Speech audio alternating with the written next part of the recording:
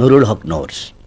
তিনি বলেছেন গত দুদিন আগে একটি টেলিভিশন সাক্ষাৎকারে জামাত ইসলামীর উত্থান এদেশের জন্য অশনি সংকেত।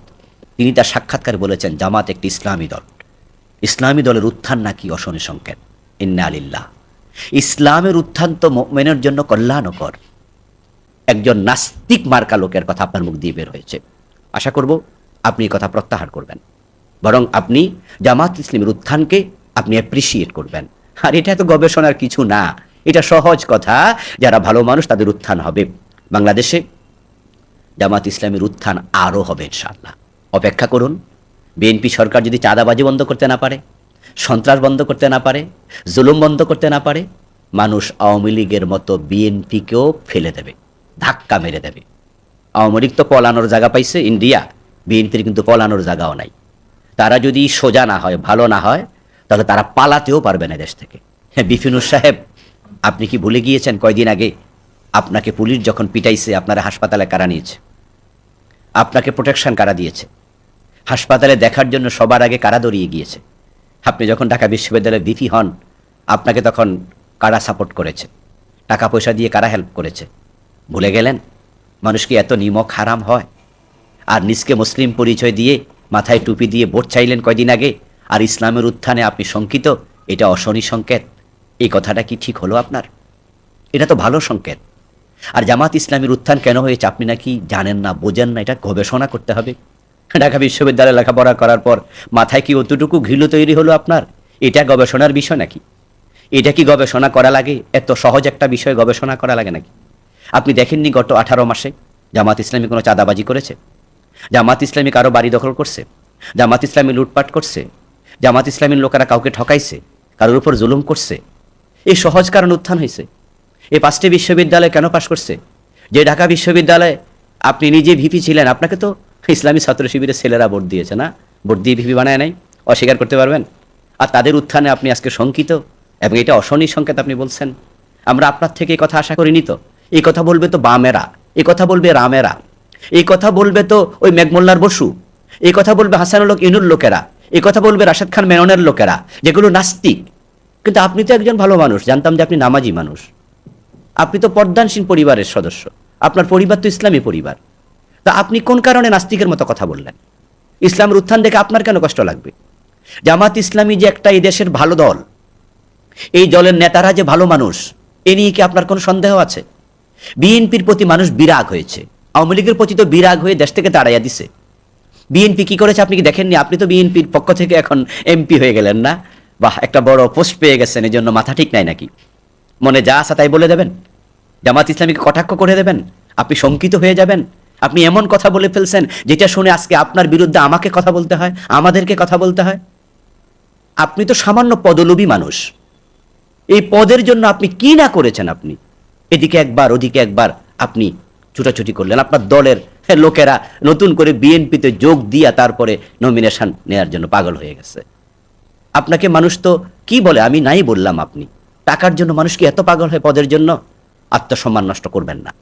জামাত ইসলামী আলহামদুলিল্লাহ তাদের উত্থান এদেশের জন্য কল্যাণকর। তারা যদি ক্ষমতায় যায়, দুর্নীতি থাকবে না, চাঁদাবাজি থাকবে না, সন্ত্রাস থাকবে না, বিচারে মানুষ কখনো জুলমের শিকার হবে না। এটা তো আপনি স্বীকার করতে বাধ্য হবেন নাকি? আরে তাদের ব্যাপারে স্বাধীনতা যুদ্ধের সময় ভূমিকা নিয়ে কথা, সেটা আপনি বললে কিন্তু আমি আপনার বিরুদ্ধে ভিডিও বানাতাম না, বা বলতাম না যে আপনি সব কি বলেছেন। সে প্রশ্ন আপনি তুলতে পারেন, সে প্রশ্ন কতটুকু ভ্যালিড এটা মানুষ জানবে। কিন্তু আপনি যেটা বলেছেন আজকের এই দিনে, এটা একবারে অপরিপক্ষ কথা।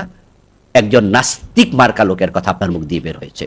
আশা করব আপনি এই কথা প্রত্যাহার করবেন, বরং আপনি জামাত ইসলামের উত্থানকে আপনি অ্যাপ্রিসিয়েট করবেন। আর এটা তো গবেষণার কিছু না, এটা সহজ কথা। যারা ভালো মানুষ তাদের উত্থান হবে। বাংলাদেশে জামাত ইসলামের উত্থান আরও হবে ইনশাআল্লাহ। অপেক্ষা করুন। বিএনপি সরকার যদি চাঁদাবাজি বন্ধ করতে না পারে, সন্ত্রাস বন্ধ করতে না পারে, জুলুম বন্ধ করতে না পারে, মানুষ আওয়ামী লীগের মতো বিএনপিকেও ফেলে দেবে, ধাক্কা মেরে দেবে। আওয়ামী লীগ তো পলানোর জায়গা পাইছে ইন্ডিয়া, বিএনপির কিন্তু পলানোর জায়গাও নাই। তারা যদি সোজা না হয়, ভালো না হয়, তাহলে তারা পালাতেও পারবে না দেশ থেকে। তখন মানুষ কার কাছে যাবে? আর আপনি যতই শঙ্কিত হন, যাওয়ার জায়গা তো নাই। আওয়ামী লীগকে তো মানুষ ফিরে আনবে না, তো বিএনপিও থাকলো না। যদি ভালো না হয়, তাহলে মানুষ আলটিমেট জামাতের কাছেই নিজেদেরকে নিরাপদ মনে করবে, ইনশাআল্লাহ সেটাই হবে। আপনি অপেক্ষা করুন, তবে আমরা আশা করব যে আপনি বুঝবেন আর কি, কারণ আপনাকে আমি ভালো জানি তো, আগ থেকেই আমি আপনাকে ভালো জানি, কারণ আপনার সাহস আছে, আপনি ভালো কথা বলতে পারেন। কিন্তু গত পরশু দিনের সাক্ষাৎকারটা শুনে আহত হয়েছি। আল্লাহ আপনাকে বুঝ দেখ। বাংলাদেশ জামাত ইসলামী কি দিন প্রতিষ্ঠার আইডিওলজি থেকে সরে গিয়েছে? এমন প্রশ্ন বিভিন্ন জন করে থাকেন যে এবারের নির্বাচনে তারা আল্লাহর আইন চাই, সৎলোকের শাসন চাই, এই স্লোগানটি থেকে কিছুটা দূরে ছিল এবং আমাদের প্রথম সারির নেতারা নির্বাচনী কোনো জনসমাবেশে এই স্লোগান এবার দিতে শোনা যায়নি খুব একটা। এই জন্য প্রশ্ন তৈরি হয়েছে। এ বিষয়ে আমাদের বক্তব্য সুস্পষ্ট। বাংলাদেশ জামাত ইসলামীর একজন সদস্য, জামাত ইসলামীর একজন হিতাকাঙ্ক্ষী, একজন কর্মী, একজন ছোট্ট দায়িত্বশীল হিসাবে আমার অবজারভেশন হচ্ছে বাংলাদেশ জামাত ইসলামী এই আইডিওলজি থেকে এক চুল পরিমাণ সরেনি। ইসলামী ছাত্র শিবির বাংলাদেশ জামাত ইসলামী প্রতিষ্ঠার উদ্দেশ্যই হচ্ছে আল্লাহর জমিনে আল্লাহর দ্বীন প্রতিষ্ঠার মাধ্যমে আমরা আল্লাহর সন্তোষ অর্জন করতে চাই। মানুষ যেন আল্লাহর দ্বীন মেনে চলতে পারে সে পরিবেশ আমরা দিতে চাই। এতে আল্লাহ তাআলা আমাদের উপর খুশি হবেন, আমাদের উপর খুশি হয়ে তিনি আমাদেরকে জান্নাত দেবেন। বাংলাদেশ জামাত ইসলামী আমরা বৈষয়িক কোনো স্বার্থ সিদ্ধির জন্য করি না, আমরা আল্লাহর জান্নাতের জন্য করি। আমরা রাষ্ট্র ক্ষমতা ইসলামকে নিতে চাই, এই জন্য আমরা ক্ষমতার রাজনীতির কথা বলি। কারণ ক্ষমতা না থাকলে ইসলামী জীবন ব্যবস্থা সমাজে প্রতিষ্ঠিত করা যাবে না। ক্ষমতা না থাকলে ইসলামের ফৌজদারি আইনগুলো সমাজে কায়েম করা যাবে না। ক্ষমতা না থাকলে মাদক মুক্ত দেশ তৈরি করা যাবে না। ক্ষমতা না থাকলে দুর্নীতি রোধ করা যাবে না। ক্ষমতা না থাকলে চুরি বন্ধ করা যায় না, ডাকাতি বন্ধ করা যায় না, চুরি ডাকাতির শাস্তি এবং মাদকের শাস্তি প্রয়োগ করা যায় না। এগুলো ক্ষমতার সাথে ওতপ্রোতভাবে জড়িত। এই জন্য নবীজি সাল্লাল্লাহু আলাইহি সাল্লাম আল্লাহর কাছে দোয়া করছিলেন, আল্লাহর শিখানো দোয়া, ওয়াজআললি মিল্লাদুনকা সুলতানান নাসিরা, হে আল্লাহ তোমার পক্ষ থেকে আমাকে রাষ্ট্র ক্ষমতা দিয়ে সাহায্য করো। নবীজি নিজে 10 বছর মদিনার প্রেসিডেন্ট ছিলেন, তার খলিফা 30 বছর মদিনার প্রেসিডেন্ট ছিলেন। সুতরাং যারা বলবে রাষ্ট্র ক্ষমতা দরকার নাই, আমরা এমপি মন্ত্রী হতে চাই না, তারা ইসলামের এই আইডিওলজিকে পরিত্যাগ করেছে।